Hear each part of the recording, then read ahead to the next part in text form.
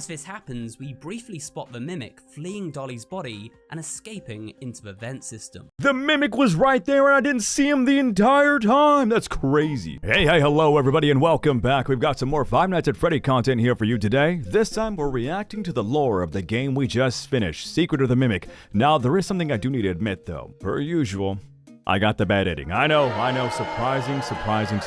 But listen.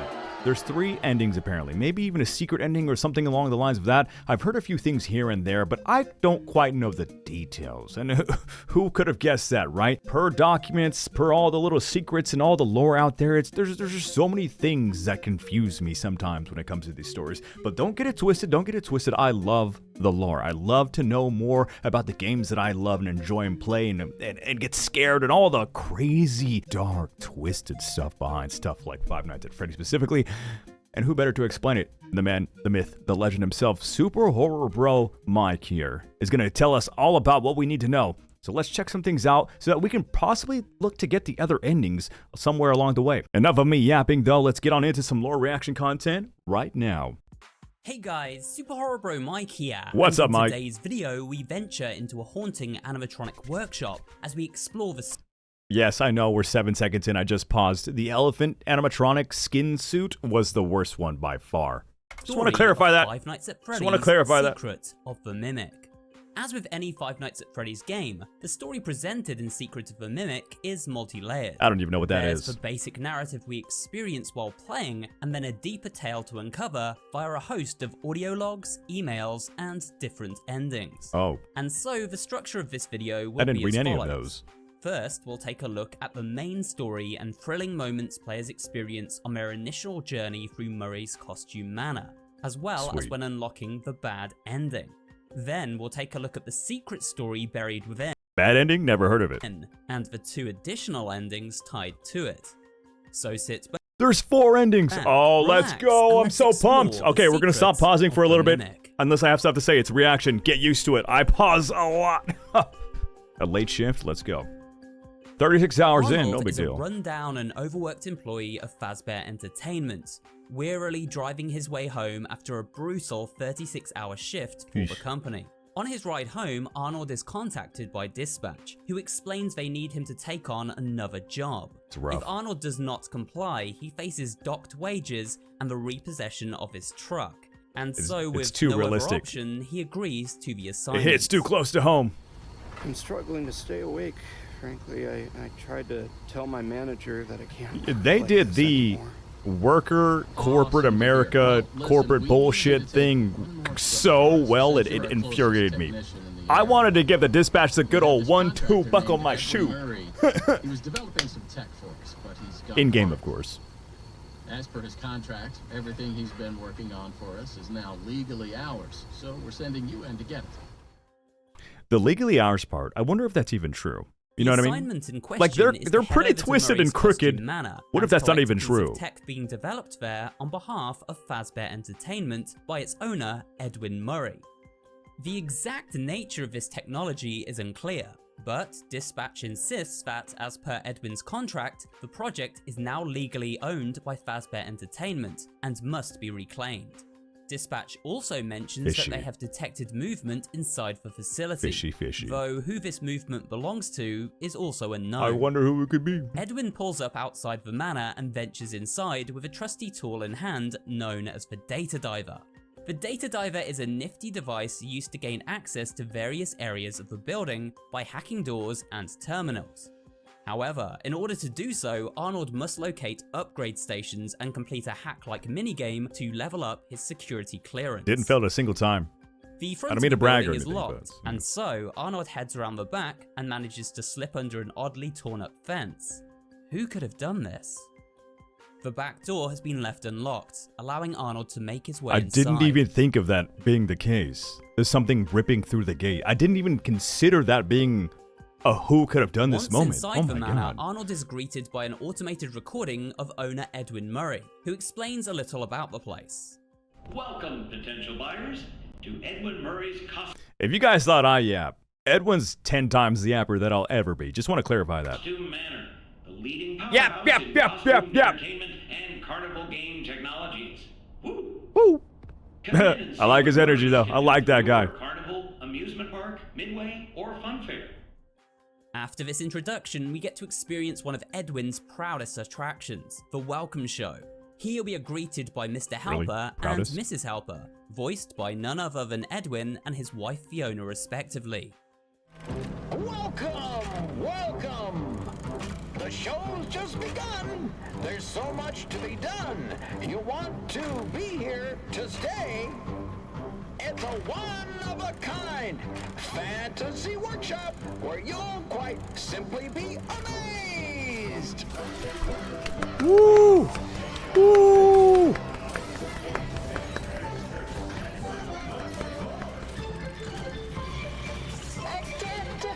Murder somebody! Murder! Murder! Murder! Murder! No? Okay.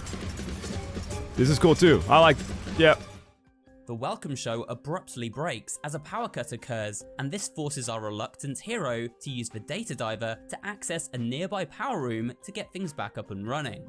These power rooms contain power units, which must be realigned before the fuel meter fills up in order to successfully reactivate. The power cutting out has caused a lockdown, which has sealed Arnold inside the workshop. Dispatch informs him the only way out is to retrieve Fazbear's property, which we are now told is an endoskeleton schematic. This schematic has been successfully prototyped, and Arnold learns that it is on the prowl within the building. It is known as the Mimic, and, as the name suggests, is able to mimic any animatronic found throughout the workshop, taking control of them at will and bringing them to life, in a bid to hunt and kill our hapless hero. Now that you're there, and it would be very difficult for you to turn back, I should probably level with you a little. All of a Still sudden. detecting movement in the building All of that a sudden, you're they in. know We things. have a little bit of an idea as to what it might be. Old Murray made some neat stuff over the years, and unfortunately, it seems that one of his most creative inventions may have encountered some homicidal glitches in its programming. No big deal. Obviously, Just a little bit of homicide Murray's sprinkled in, you know, no big encountered deal. some unfortunate You'll be fine. glitches, but that doesn't mean the idea isn't sound or valuable. Right, right. We think that endoskeleton has a lot of potential, and that's why we want you to retrieve Murray's original schematic for it. And after you find that schematic for us, we can certainly try to maybe find a way to probably save your life from it. Certainly try to maybe find If a way to that's not incentive probably. enough to find the schematic, then I don't know what is. Beautifully Dispatch worded. explains we must Poetic. head to the upper floor and the manager's office, where the data diver can be upgraded to allow us further access to the building. The end goal is to unlock executive access, as this is where the Mimic schematic is stored. Arnold uses a nearby inventory machine to vend a hand crank, which he then uses to access a gate nearby, leading to the upper floors. Here he encounters a strange wind-up box, which must be wound open in order to obtain the crank handle to raise a gate leading to the manager's office. But cranking up this box gives us a nasty fright.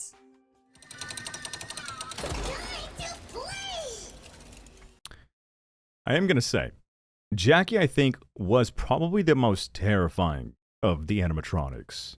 Like the special animatronics, not the ones that are just suited up and whatnot. I think Jackie was just being a creepy clown with long arms, and the way it chases, the way it faces, the way the face changes is terrifying. Why was it so short-lived? I thought it was gonna be a much bigger part, and it was just one little scene and just done forever. I wish it would have had a bigger part, honestly. The chase was pretty crazy, but still. This A little is disappointed Jackie with the that Clown, one of Edwin Murray's many animatronic designs. She appears non-threatening and is currently inactive, so Arnold takes the crank and raises the gate. Sorry With for the now assuming. upgraded data diver, he is able to enter the mailroom, run by this very cheerful bot known as the Digityper. There is also a generator which must be activated in order to progress further. But just as he starts up the generator, Jackie comes to life as the Mimic possesses her body and gives chase. Oh, it's so creepy. The movement, I think, is what gets it. Nothing else moves like it does. Because it's got no legs, it just crawls. Oh, nothing moves like it. I hate its face.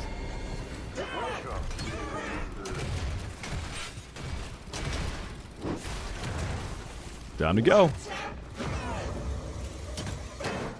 Jackie furiously Yeah, the pursues eyes. Arnold for a Oh, series of look at vents its face. Oh, the way its face changes is so terrifying. and back rooms. I Her hate it. long, stretchy arms Ew. just inches away Oh, from giving her, him a sorry. very unwanted squeeze. Eventually, Arnold reaches a dead end as Jackie plunges into Oh, a storeroom right in front of him. My goodness. But quick reflexes allow Arnold to trap Jackie beneath a shuttered door and power up a nearby generator. I didn't do that. I didn't do that. I just kept running past the switch and dying over. Oh, maybe I'm just not meant for video games, guys. Maybe I just quit and I go do like badminton. Opening a vent Never mind, I take that back. I've seen badminton training on TikTok. I take that all back. so he can narrowly escape. I literally As he didn't kill navigates Jackie. the vent system, Jackie shows Or back do up, that. but her colossal weight causes the ceiling to crack and give way, destroying her in the process and plunging Arnold back into the relative safety of the security room. Big Top. Big Top is his name. Dispatch is calling to check in, and so dazed and confused, Arnold answers the call. But something seems different.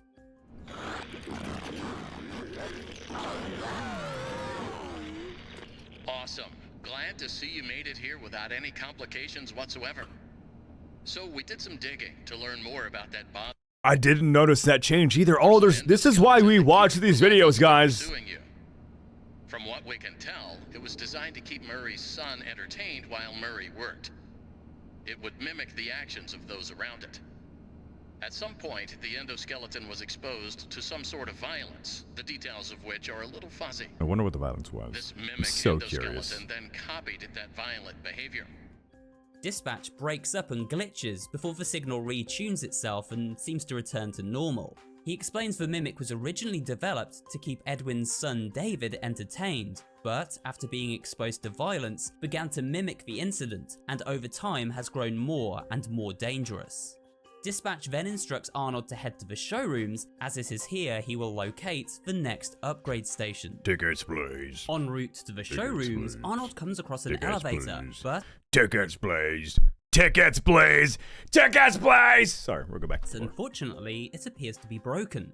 In order to fix it, he is required to seek help from one of the Mrs. Helper machines found throughout the building. These animatronics have 6 levels of clearance and explain how to fix up various malfunctions, as well as providing useful lore about the game world. Attention! I didn't listen to any of it. Elevator maintenance is required. Refer to the repair cassette for instructions. An elephant head has become wedged in the gears of the elevator, bringing it to a halt. So Arnold accesses the nearby repair unit, where the voice of Edwin's wife Fiona instructs him on how to fix it. Once the elevator is off, remove any obstructions from the exposed machinery. It would also How did be that a even good get time there? to ask the passengers if they have any messages for their loved ones, just in case. Just a couple messages. Are you now safe to get under the I'll tell them elevator? later. After repairing the elevator, Arnold heads up to the showrooms, where he encounters Big Top, a carnival-themed version of the iconic FNAF animatronic Music Man. In this area, Arnold must play 3 separate carnival minigames, each providing him a spin on the prize wheel. However, the carnival power is erratic and continually cuts in and out after each minigame is completed. When the power cuts out, Big Top becomes possessed by the mimic and begins hunting Arnold. I died so many Arnold times. must stealthily sneak back to the power unit in order to restore power to the carnival and proceed forward, all while avoiding Big Top's deadly spotlights.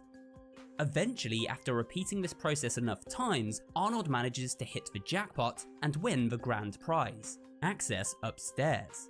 Here, he is able to upgrade the data diver and unlock the shutter door leading to the roof.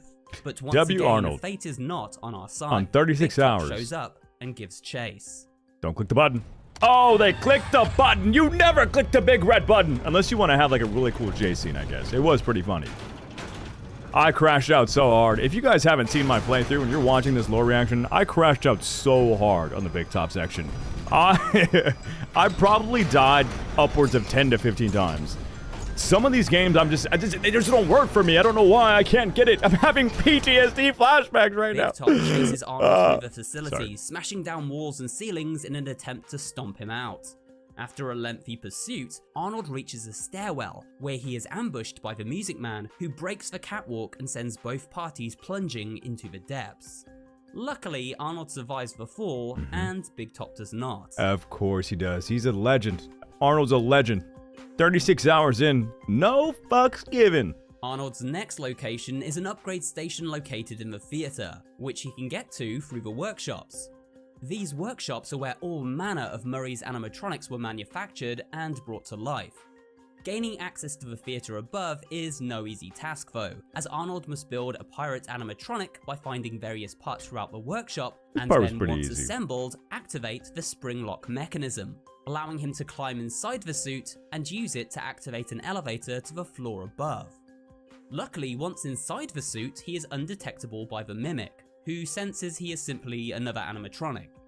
Eventually, Arnold reaches the theater, where he is greeted by the voice of Edwin Murray once more, who explains how he managed to cut back on staff by fully automating the theater show using various AI programs. What about the talent? Well, we removed the talent. No difficult puppeteers.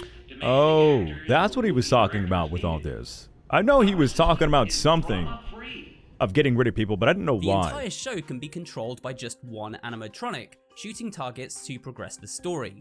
Using the suit, Arnold must complete the theater show in order to reach the upgrade station on the adjacent balcony. The show is run by Foxy the Pirate and takes place over 3 rounds. But with each round, the theater becomes more and more unstable until eventually it collapses. This place was a nightmare. Arnold, who is still trapped in the animatronic suit, hurtling down into the unknown depths below. Place was just falling apart. Arnold wakes to find himself still inside the spring-locked suit, but now strapped down in a hospital where he is approached by a creepy animatronic known as Nurse Dolly.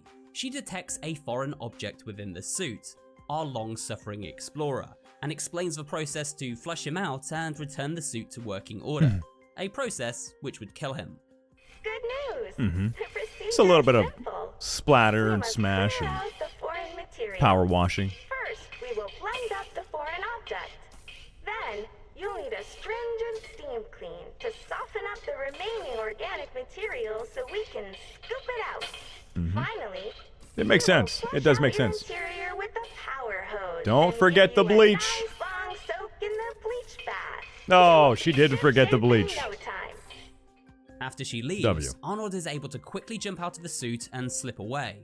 As he begins to explore the hospital, the voice of Edwin Murray explains a little more about this place and Nurse Dolly's role within it. This is a recycling center of sorts, used to scrap and repurpose animatronics that can no longer be repaired. Dolly, tell them what you do. I am recycling. Edwin Murray coined the term, and it will soon be an industry standard. I take Wasn't alive. stuff and turn it into new stuff. So much money is saved by reusing these old parts that we call it going green. Because money is green, not the old parts. Edwin is a genius. Wink. Arnold begins to explore the hospital, avoiding Nurse Dolly as she hunts him down at every turn. Eventually, he makes his way to the power reactor room, which is locked down until a task within the hospital has been completed. To access the reactor core, Arnold must seek out cubes of compacted trash and deliver them down chutes until the maintenance door activates. While doing so, he comes across the penultimate upgrade station, allowing him to level up the data diver once more. Upon fulfilling the trash chute quota and accessing the maintenance room, he finds himself on a conveyor belt, where he is ambushed by the nurse. In order to defeat her, Arnold must quickly activate various levers on either side of the conveyor, dumping down the trash he has collected in Dolly's path, which knocks her back into the incinerator. So was this not the Mimic then? It's actually Nurse Dolly? Not Mimic. Interesting. Very convenient buttons. Always press the red buttons. Arnold powers up the door and is able to gain access to the reactor core. He takes an elevator down, but soon encounters a nasty surprise. I predicted that. Nurse Dolly has survived. It was obvious, but I predicted that. The reactor wall. Get just a little pat on the back. I think everybody kind of expected this, right?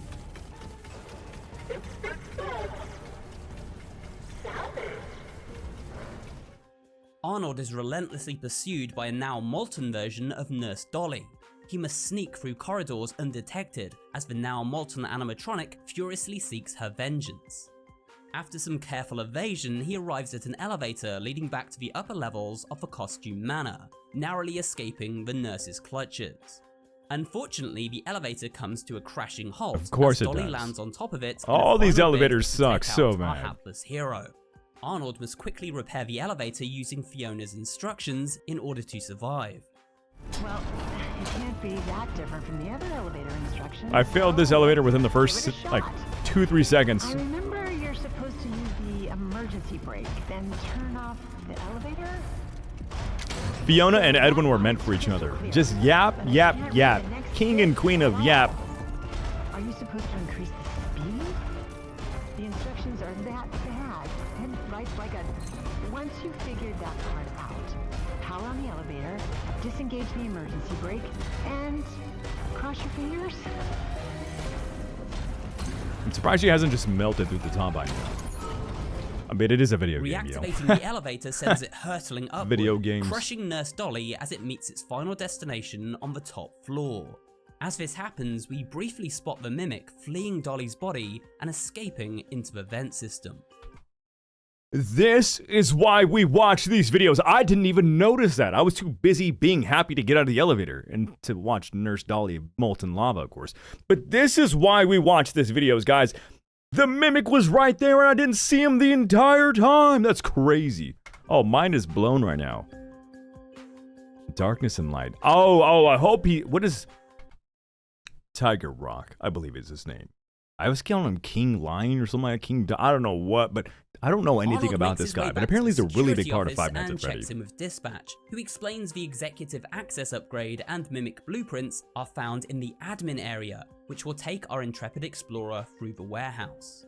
Onward. Once inside of a warehouse, Arnold is ambushed by Chica, who explodes out of a party time shipping container.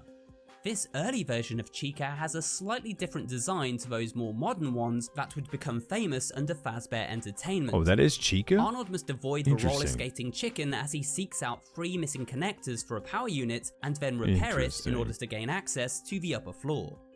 Once finally in the admin wing, Arnold encounters Chica's famous companion, The cupcakes. I love those guys. Oh my god. Cupcake. Hey. These little Get it, critters get it. act as alarms that sound off as Yeah, we move yeah. past them too quickly Oh. or too close by them. Dab me up, buddy. As Chica is still skating around, it's very important not to set off any of these cupcake detectors, and if we do, Nah. run very quickly to a nearby hiding place until danger has passed. Nah, Arnold set 'em eventually off. reaches the executive Let 'em suite of dance. the admin area, where we discover Chica's original design was first concepted, as well as a restaurant, Chica's Party World, which was owned and operated by none other than MCM. This means the original Chica design and business associated with the IP was owned by Edwin Murray and created by his wife Fiona, not Fazbear Entertainment. Ooh. After upgrading the data diver and gaining executive access, Arnold manages to enter Edwin Murray's office. The Fazbear ones that Here went we famous, locate though. the blueprints for the mimic in a hidden security room, and with them in hand, enter a vent system leading back to the lower levels as Chica has blocked off the path back. The vent system drops down into a room with an elevator leading to the maintenance tunnels, Arnold's only path forward.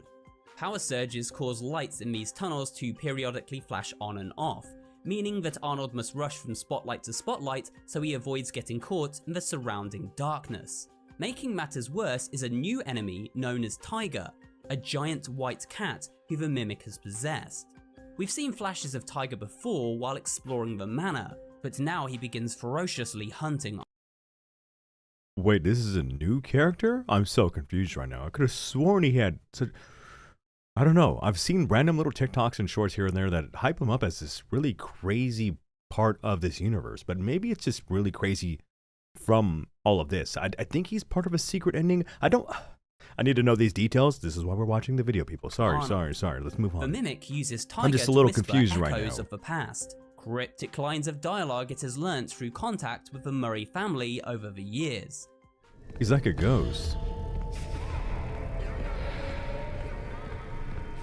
We'll touch on this secret story later in the video. What? Eventually, Arnold manages to reach the other side My of the mind tunnels is and being escape blown! Tiger. Heading back up to the security office with the blueprints in hand, our adventure is almost at its conclusion.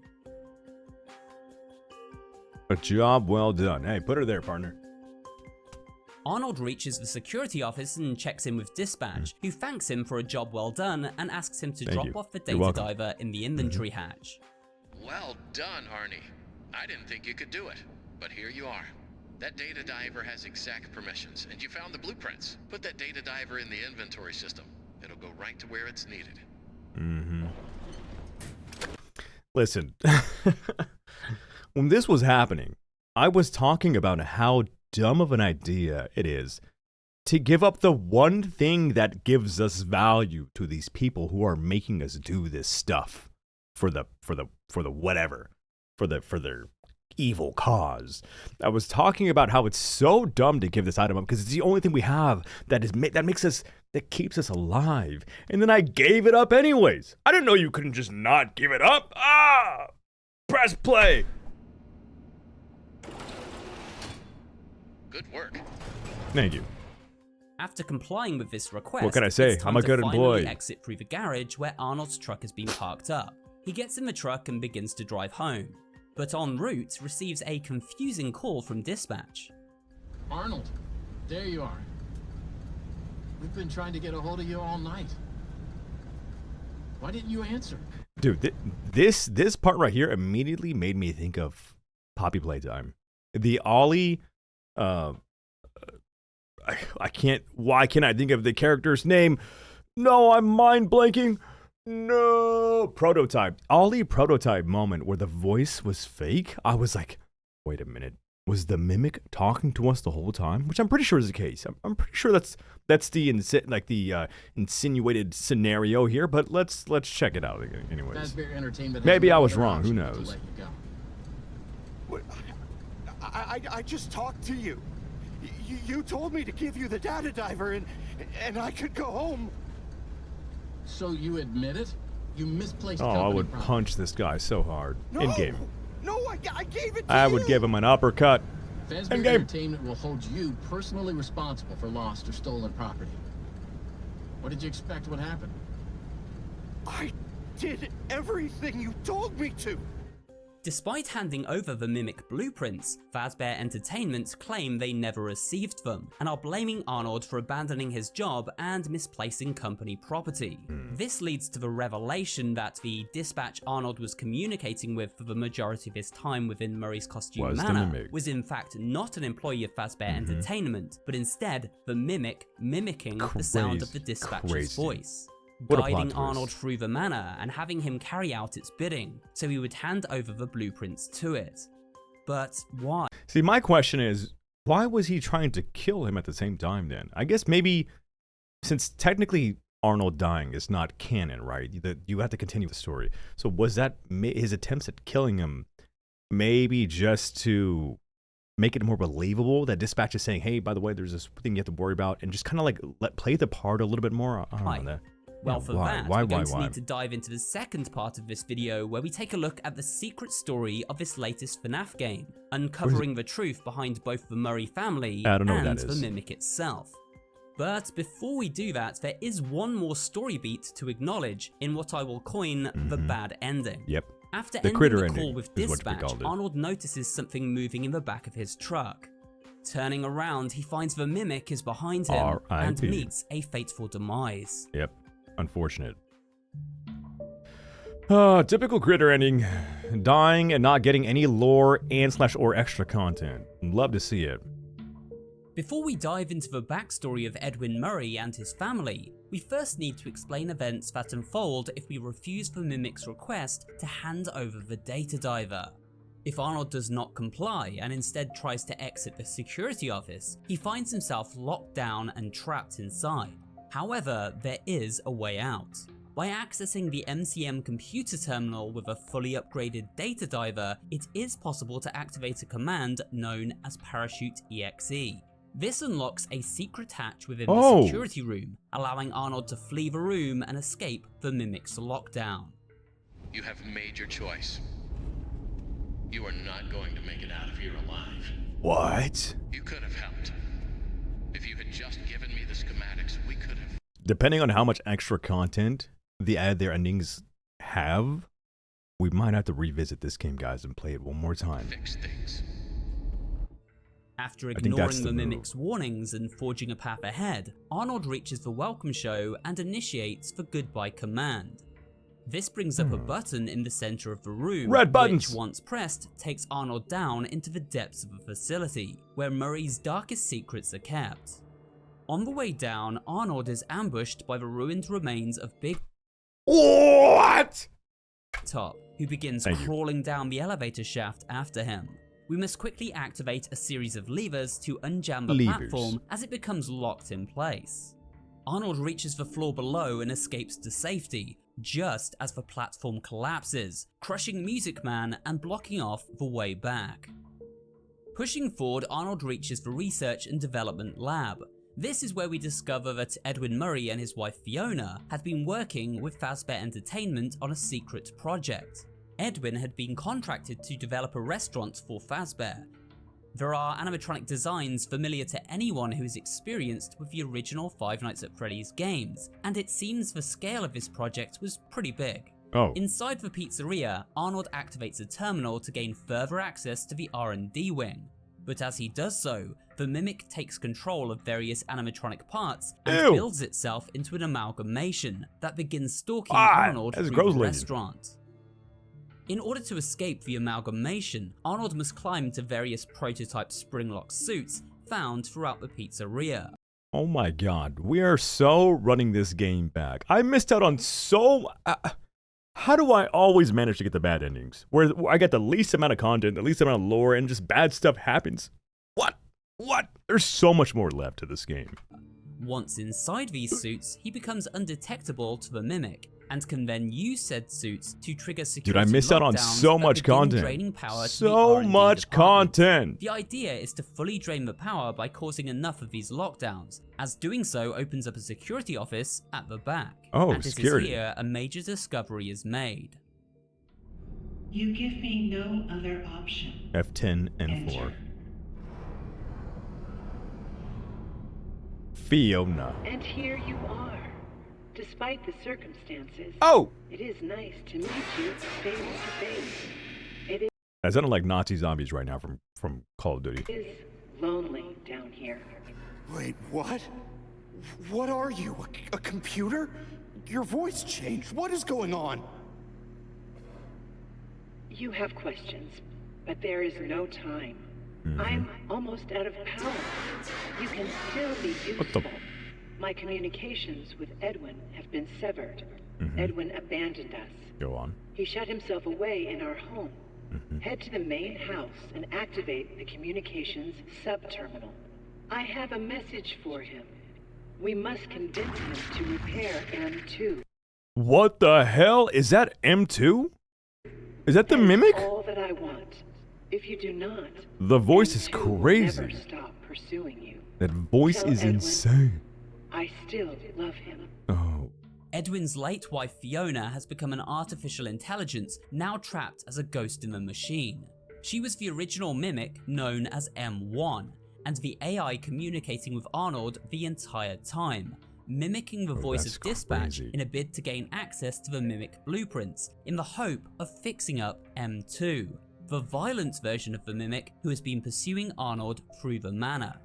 Now, all of this may seem a little confusing, so before we address the game's 2 final endings, let's rewind and dive into the truth behind the Murray family. It's time to discover the secrets of the Mimic. Oh, that's the name of the game! The truth behind the Murray family. Part 2. Edwin Murray was an inventor who worked for his father's company. While working for the company, he met a member of staff called Fiona, and instantly fell for her. This led him to ask her if she would like to take on a voice role at the MCM for a character he created called Mrs. Helpful. Can I borrow your voice for a project? What for? I don't even know you. I'm brand new here. Let's start again. I'm Fiona, and you are? Edwin Murray. This is my dad's place. But that doesn't matter. I heard you were a puppeteer, and I wanted to record your voice. Oh, well, yes, I used to be. Well, that's great. Do you mind if I record you for a test? What kind of voice should I do? Edwin and Fiona fell in love and went on to get married. How cute. Around the time of their marriage, Edwin's father passed away and, in his will, bequeathed his son the company MCM. Edwin was unsure if he could live up to the legacy of his father, but Fiona persuaded him to embrace the responsibility and continue to grow MCM as he saw fit. The company is going to collapse and they're all going to hate me. Ed, you'll figure it out. Just take a deep breath. It's your company now. Your dad believed in you. Otherwise, he wouldn't have left it to you. I guess so. Children laughing. If you could change Terrifying. anything you wanted, what would it be? Maybe rebrand? We could start making some of my inventions for real. Around this time, Edwin and Fiona had their It's a little stuffed animal. I think it's first actually child really together, a son named David, who kinda became the evil love looking, of their lives. Edwin was incredibly ambitious, and the more time he spent running MCM, the more these ambitions grew. He would often bite off more than he could chew, stretching resources and budgets thin by taking on too many projects at one time. This began to take a toll on his staff and morale within the company. Ed, you're not going to want to hear this, but there's a lot of grumbling on the work floor. Strike. You have a lot Riot. of ideas and new projects. Murder. But the staff can't keep up with all your changes. I think you need to step back a little and focus on one project at a time. Does he get mad about that? As Edwin became more and more obsessed by his work, he began to neglect time with his family. This can be seen via various home movies, which show us David's birthday parties over the years. With each year that passed, Edwin grew more and more distant, choosing to focus on work over family. This is the one. Bigger Oh. than the Cleanovac. That's great, honey, but you're missing the party. David's 2 years old. He won't remember a thing. That's not the point. We have guests. Besides, he's got plenty more birthdays. Next year will be even better.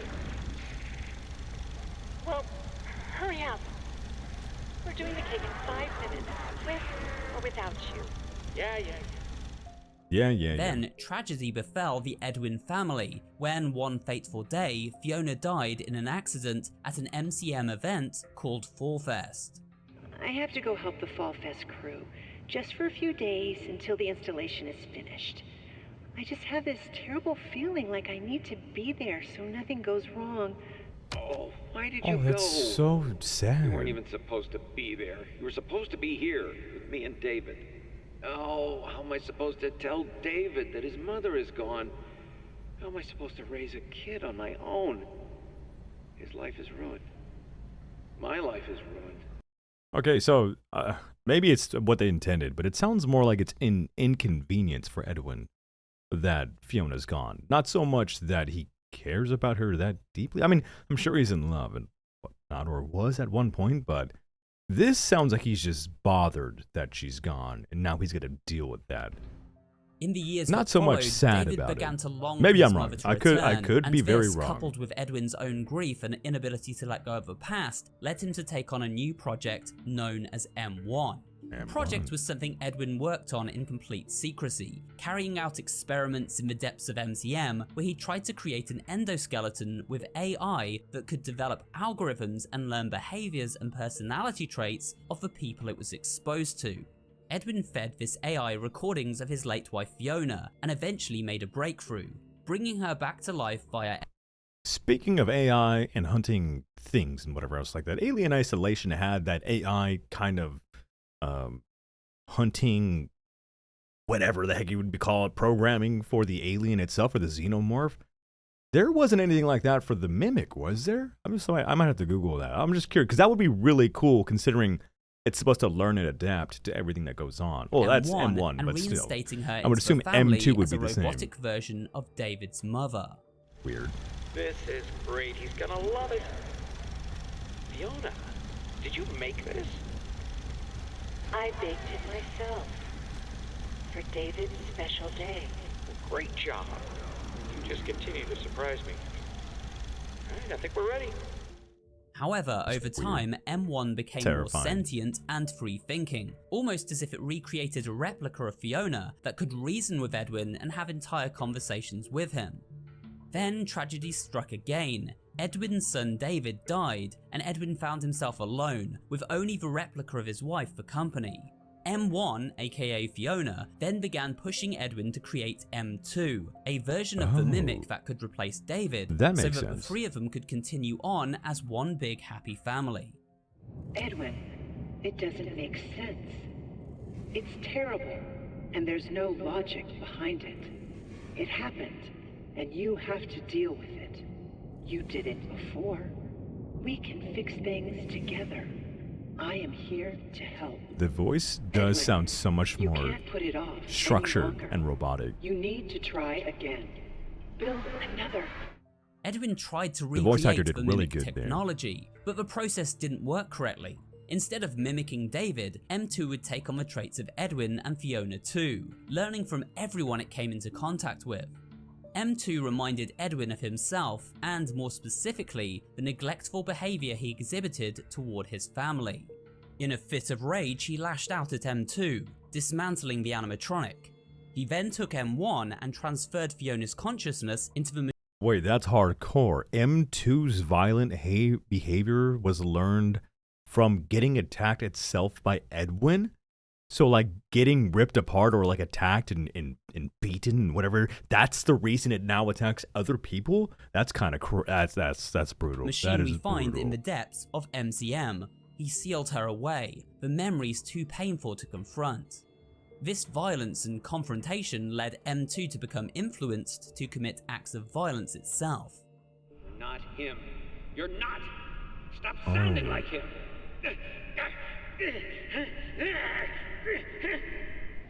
You! I let a machine raise my kid. You're not real. What was I thinking? You do not mean that. It is me. I'm Fiona. Stop talking like her. You're not her. I never want to hear or even think about you ever again. Ever!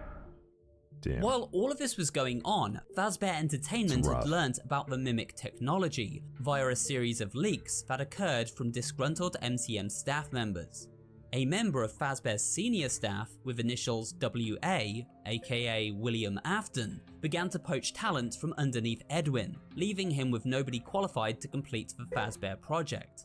It seems Hen, aka Henry Emily, had first reached out from Fazbear Entertainment to contact Edwin and his wife Fiona to create animatronics for them. William Afton had begun stalling the project by asking for more and more design revisions to be carried out. Revisions he knew would take time and cost money MCM just didn't have. The idea being to stall out the project until Afton could steal enough talent and obtain design documents through company leaks, leaving Edwin with no way to complete the project, and in doing so, obtaining all his hard work for free. So this is from like forever ago then. This is the entire, I didn't know like the timeline of this, but it seems like this is so long ago. Way before Fazbear Entertainment ever became like a really big thing. I got the change order from Hen last night. Or that's probably obvious, but still. This makes sense. I'm almost done. Why change it now? It would be so much easier to keep using the spring locks. Just hire some teens to wear the suits like we always do. Oh, first they approve the art, then they approve the proofs. Now they change their minds when we're so close to final. Sounds about right. Why would they change them now? Are they pulling my leg? No, it doesn't matter. I'm not changing a single bit of her work, and they can't make me. I can't do this alone. The change orders are killing me. Our employees, my friends, they keep leaving. The money's gone. I just need to finish the new Fazbear project, and then everyone will come back. We can get back to normal. Now unable to finish work on the Fazbear contract as he was bleeding money and staff, as well as facing multiple lawsuits, Edwin eventually went bankrupt and retreated to his mansion overlooking the facility, where he met an unfortunate demise.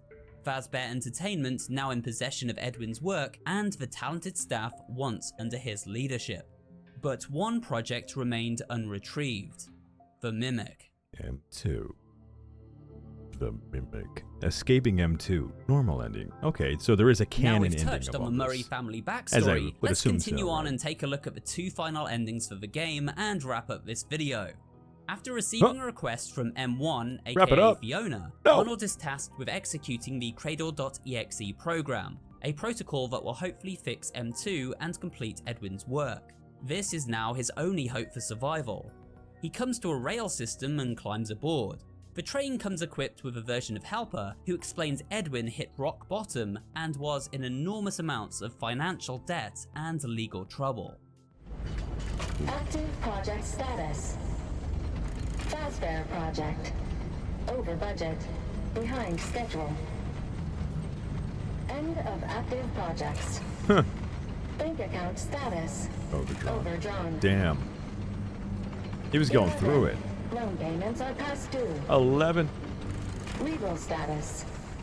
You have received 22 court summons. No wonder he went crazy. NCM status. Poor. Poor. Unfortunate. Employee count. 0. Safety. Emergency alerts active. The train ride ends outside a secret underground entrance, leading up to Edwin's house on the hill overlooking MCM. Once inside, Arnold finds himself at the mercy of M2 once more, who is still in control of the amalgamation. The animatronic stalks Arnold through the halls of the abandoned house, as he locates the aforementioned family videos showcasing David's birthday parties over the years. Each of these film reels contains a number at the end, and when arranged in the correct order, they reveal a code used to gain access to Edwin's office upstairs. Here we discover a chilling audio log between M2 and Edwin, where it becomes apparent that M2 attacked his creator, leaving him for dead while attempting to rebuild itself, mimicking the very uncaring behavior Edwin showed towards his own family. I can't move. I can't feel my legs. You know, speaking of legs, what do you think? I just finished mine.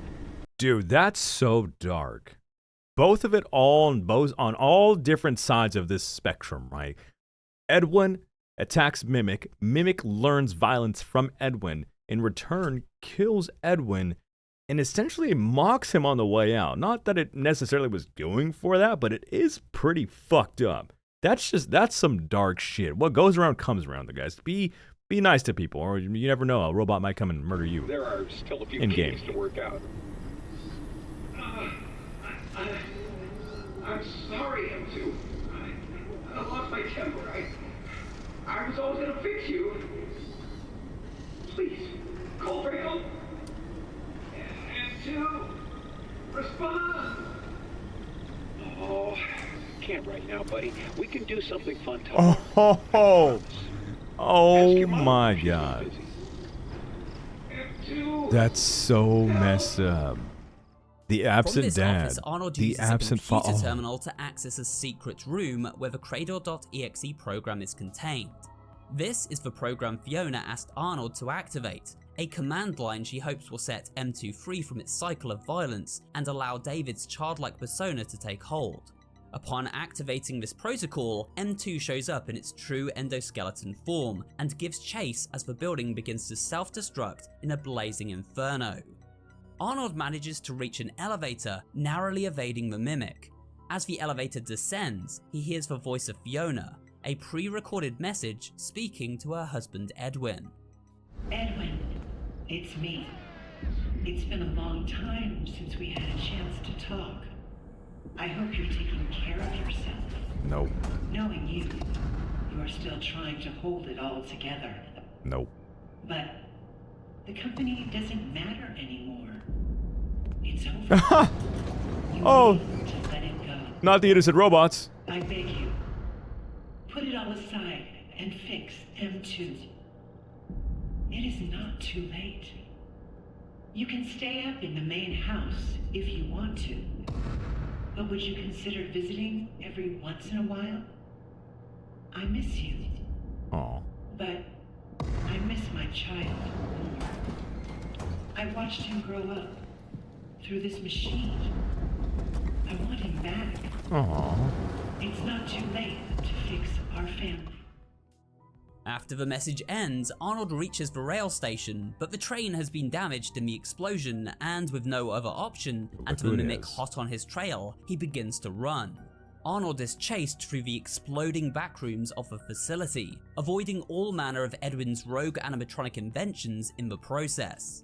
Eventually, he reaches a catwalk, where the mimic manages to cut him off. There's so many. Luckily, the walkway above collapses just in time, As it sending should. M2 plummeting into the flaming wreckage below. Arnold reaches the surface and rushes to his truck. He gets in and floors it, driving at breakneck pace as animatronics flood the vehicle. Arnold crashes and becomes trapped in a burning wreck. Unable to move or cry for help, he is engulfed by the flame and dies as M2 catches up to God! How is this not the bad ending? He getting burned alive. What? scene of the accident and rips the data diver from Arnold's body, finally securing the mimic blueprints in the hope of completing itself where Edwin failed. It is unclear if Arnold dies for sure, but it definitely seems that way from this end cutscene. But with that said, let's move on to the final secret ending for Five Nights at Freddy's Secret of the Mimic. Secret ending that I would never get in probably 30 years of trying to play this game on my own. The final ending of Secret of the Mimic is a little tricky to unlock. In order to do so, we must locate all 24 prize boxes found throughout the game. One of these can only be accessed in New Game Plus, rewarding us with the White Tiger doll, which was David's first ever birthday present from his parents Edwin and Fiona. That's cute. By seeking out some of these harder to get prizes, we gain access to new areas, including a hidden tunnel system where the eerie moon animatronic patrols.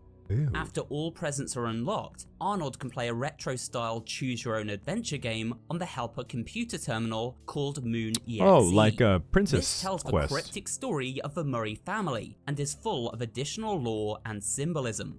If you'd like to see an in-depth playthrough of all this content, there is a video already up on my channel, and I'll leave a link to that video at the end of this one.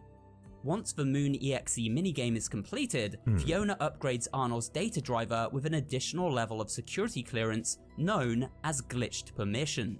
This allows Arnold to unlock previously inaccessible rooms within the Murray house at the end of a game, and in each of these 6 rooms we find a bedtime story audio tape. These can then be placed inside tape players in another secret room upstairs, and when all 6 stories are returned to their rightful place, a vent shaft opens, leading to David's bedroom. Within this room we can see various nods to previous FNAF games. The room layout itself is similar to that of a bedroom in FNAF 4, and there are even some of the same toys to be found, like this robot. This once again hinting at the origins of these animatronics coming from MCM and not Fazbear Entertainment. On the wall there is a tapestry made by Fiona for her son, and it features various animatronics familiar to fans of the series, including Chica, Freddy, Bonnie, and Foxy. That's so cool. There is a plinth, and below it 6 buttons featuring animal avatars found on the tapestry. To activate the bedtime story, we must place David's tiger toy atop the plinth, and by doing so the closet creaks open and M2 reveals itself, switching between the personas of Edwin, Fiona, and their son David. Hold on. Just watching. Someone's missing. David?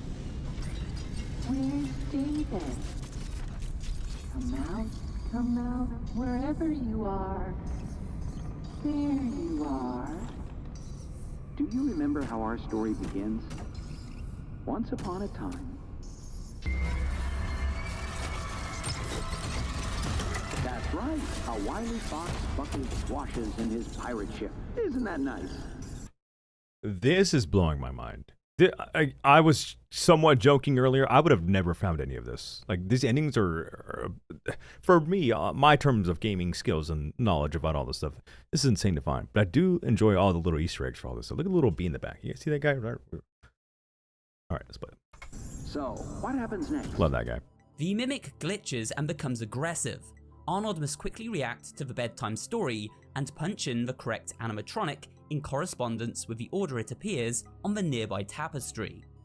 Doing this 4 times completes the story and causes the mimic to momentarily lose control. In its glitched out state, Arnold is able to quickly hack M2 with a glitched permission and finally fix its rogue programming, overriding the malfunction and returning its persona to that of David. In this now non-hostile childlike state, M2 has finally been fixed, and so hops into bed. We hear M2 say, "I love you" in David's voice before shutting down, finally at peace.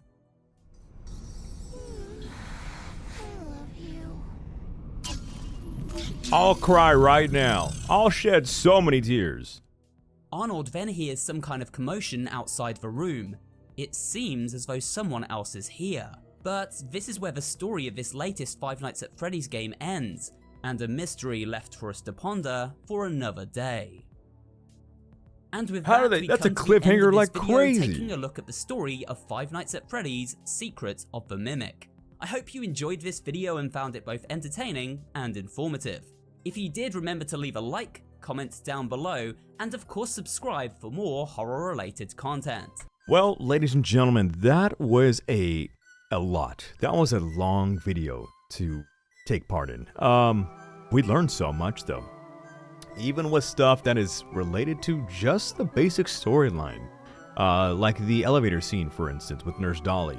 That was something I didn't notice with the mimic escaping Nurse Dolly as she getting crushed into the top of the elevator. That was a small little detail that completely skipped my brain, I'm not gonna lie. But overall, there's a lot of knowledge here with that endgame content that I knew I was missing out on based off of the little things I'd heard here and there.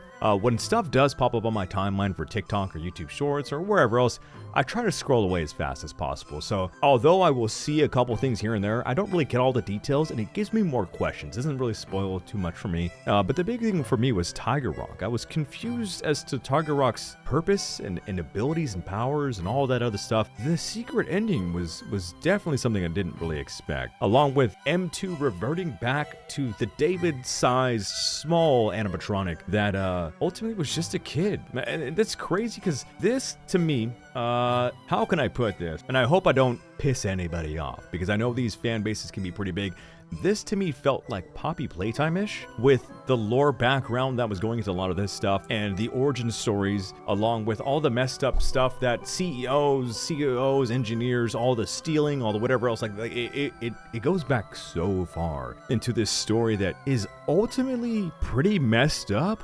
But at the same time, I feel like for this one, I think what I like about it so much is it wasn't really anybody committing wrongdoing, so to speak. Somebody got lost in their work a little bit. Somebody was trying to help at a festival. Somebody was just a kid. Like there's a lot of stuff here where it's just people being like it's just human nature, right? Whereas a lot of the normal Five Nights at Freddy universe stuff that I'm used to hearing about in lore is just typically pretty evil. Whether that is the animatronics and their origins, or like the murder of children and the cover-ups of all the dark, twisted things that happen in Fazbear pizzerias and whatnot. This one seemed a little more human. Like there was more of a human element to it, where Edwin just missed his wife, creates Fiona, he loses a son, creates M2, and in the fit of rage between, you know, the world crashing down on him, he commits acts of violence against M2, and it turns into what we have here, this entire story. But there's no part of it really where he's just being a bad guy for the sake of being a bad guy. And that makes it a little more easy to sympathize with characters like that, and I do enjoy stories where there's a lot of stuff going wrong, but the initial snowball that caused the avalanche wasn't necessarily bad. So we learned a lot of lore. We learned that there's a lot more content that I'm missing out on in the Five Nights at Freddy's Secret of the Mimic game itself. So just think of all the scares and all the chases and all the crazy things we get to do in the future. We're definitely going to visit this game, and we also have a lot more horror-related content coming in the future as well, whether that's Resident Evil Village or something like Dead Space, even more indie horror games, of course. If you guys like the React content, please consider leaving a like and a comment on the video, and subscribe to the channel if you haven't already. We also have memberships on the channel now. I hope to see you guys in the next one. Till next time, my friends. Peace.